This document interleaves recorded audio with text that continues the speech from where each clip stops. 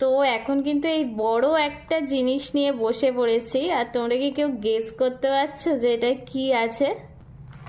অনেকেই হয়তো গেস করতে পারছো, কিন্তু আমি এবার খুলে দেখাবো এটা ঠিক কি রয়েছে। বুঝতে পারছো খাবার রয়েছে, বাট চলো দেখি এটা কি রয়েছে। তো এই দেখো, কলা পাতা দিয়ে প্যাক করা একটা মশালা ধোসা অর্ডার করেছিলাম জোম্যাটো থেকে।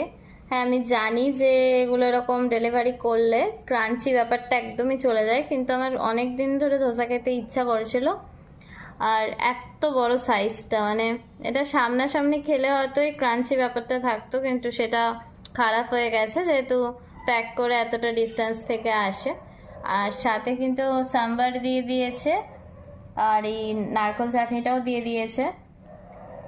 তো এটা অনলি আমি 50 রুপিসে পেয়ে গেছি, মানে এত বড় ধোসাটা 50 রুপিসে পেয়ে গেছি। তো যাই হোক, এটা দিয়ে আমি এখন ডিনার কমপ্লিট করে নেব। চলো টাটা।